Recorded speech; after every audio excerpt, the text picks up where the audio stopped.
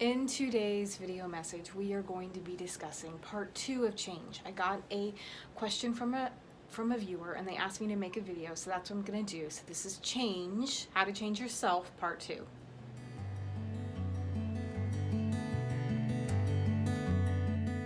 So like I said, I got a message from a viewer, an email, a very nice lady asking if I can make a video. So I'm just going to read her message right now because the way she wrote it is better than me paraphrasing it. She says, Jodi, I saw your message on change and it made me realize that I was kind of the problem in my relationship.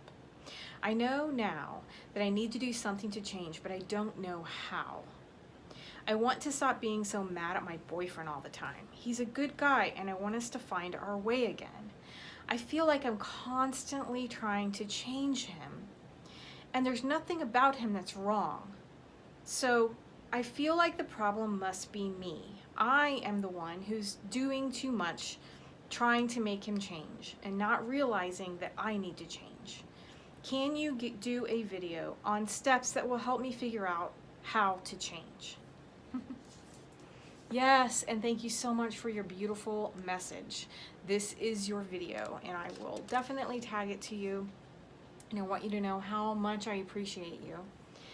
Okay, first thing that you want to do in change is you say that your boyfriend is a very good guy. That means that you know in your heart that when you get mad at him, he's not really doing anything wrong.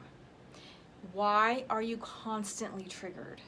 So what you need to do, the actual step, is to make a list of all of the ways that he is making you angry throughout the week. Write them down, and then I want you to examine each one, and I want you to journal about them. You can vent. This made me mad because.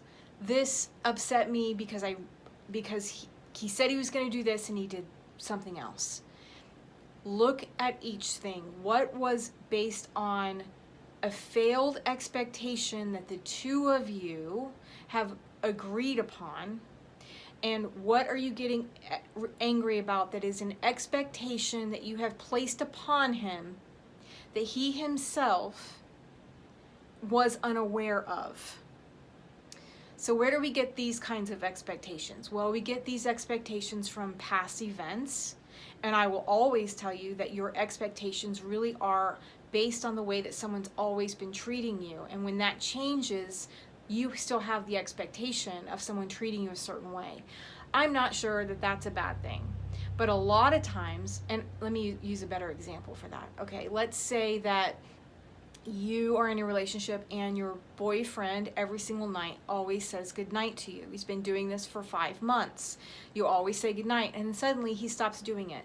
And you think, well, one night he was maybe out with his friends and it was he got home late and didn't do it, or he didn't want to wake you up or whatever. No big deal. Day 2 goes by, doesn't do it again. And you're like, what's going on? Is he falling short? You freak out. And you're like, why didn't you tell me goodnight? It makes you angry. I waited up all night. I was up till 2 in the morning waiting for you to say goodnight.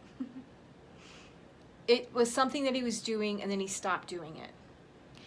Discuss that with him. Something like that is something to be discussed, but it was just something that he was doing and then stopped doing. It wasn't something that you agreed upon. It was your expectation. The other way that expectations happen are failed things that have happened in other relationships. If you were cheated on in the past, then you're automatically assuming that this guy is going to cheat on you again. It's perfectly normal, but it's unfair to him to assume these things. If you have expectations of the way that your father treated your mother, whether it be good or bad, they're still your expectations. And if they're unmet, it makes you angry. So you've got to look at those things and then look and say, this was only my expectation. How do I change this expectation into something that is real? And if you need to take some of your own expectations and sit down with the person that you're in a relationship for and say, this is what I would like. Can we discuss this to be a daily thing? Whether it's saying goodnight or saying hello or whatever it is that you want. What are your expectations? Make your expectations very clear. If you're in a marriage, it's exactly the same thing. Don't assume that your husband's always going to take the trash out. If you haven't spoken about what the expectations are for him, then don't get angry if he doesn't do it. Or if you say he knows he's supposed to. No, did you discuss it? Did you make a list? Freedom in any relationship is extremely important. So he has to come into it knowing that this is what is best for you. Not because you told him to, but because he agrees and wants to do it. Always keep freedom at the forefront of your relationship, meaning that they are free to tell you that I'm not taking the trash out tonight because I don't feel well, or whatever. So often there are silent expectations happening all along the way, and it's just destroying relationships more and more and more. So stop your expectations, okay? The other thing that I would like to say is sometimes you need to take a break from yourself and your thoughts. So step number 2 is sitting back and allowing space to happen. And when do you need to do this? You need to do this when you notice, like this person that sent me this message saying that she really wants the relationship to find its way back. So I specifically say this to you. While you're writing out your expectations, I want you to breathe and give some room in the relationship for it to breathe. Because when somebody feels like they're never good enough, they're going to slip back away from you. And whether or not that's true, that they aren't good enough for you or that they are good enough for you, they still are not going to be seeking something that they feel that they're going to fail in. So I recommend to all of my clients, take a breather. I want you to step back, allow some air in between. Let the other person get through whatever it is that they're going through. Let them understand that it's okay to not always be on their best game. Don't put bad energy into it, saying that he should have done this and he should have done that and he should have done. Sit back and allow the person to catch up.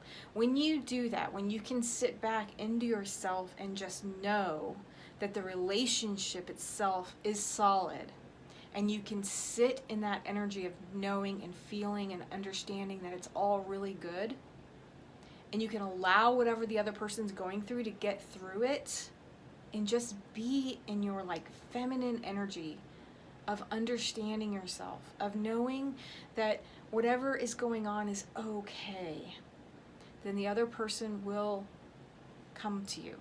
The other person will come into that place. You do not need to be chasing all of the time. You can sit back and relax if you can get out of your head.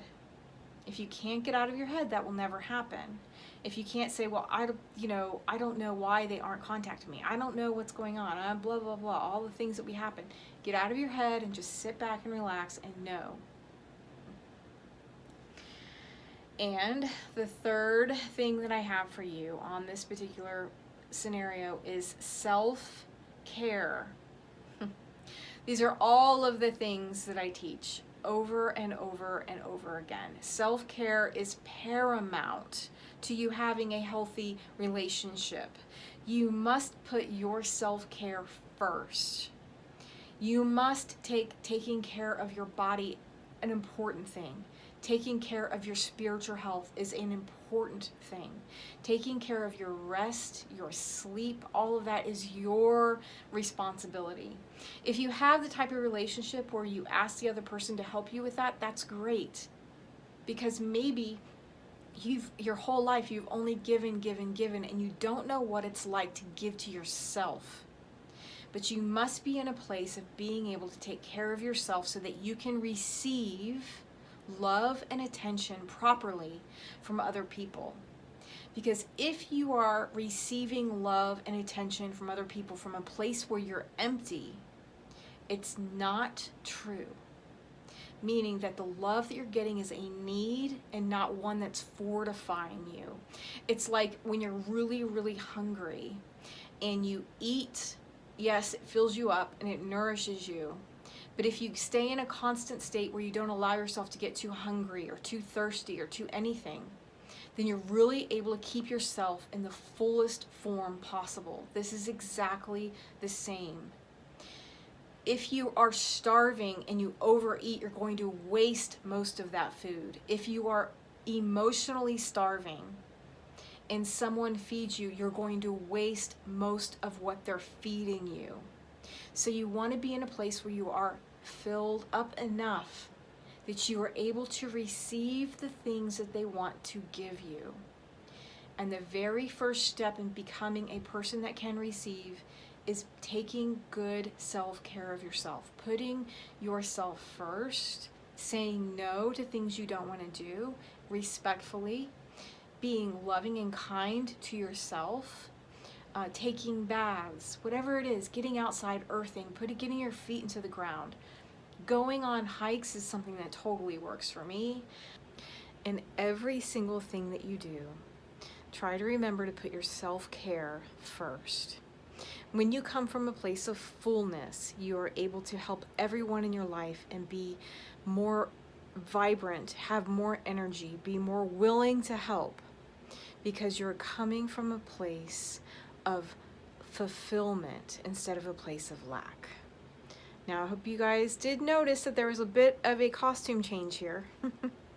And that is because the video cut off at the very end and I had no idea until I got to editing. And so here I am trying to get this video edited going, where's the ending? Anyway, I'm Jodi, a transformational life coach here to help you create the life of your dreams. And if you are ready to change and you're ready to make that big transformation, make sure you contact me. I would love to help you. We can do a one-on-one call, and it's about a 45-minute call, and I promise you, in one way or another, we will make change in that call. In the meantime, if you need any help or support or would like a video made for you, then please go ahead and contact me, and I would love to help you out any way that I can. I'm here for you guys. I love you. Have a great day. Bye.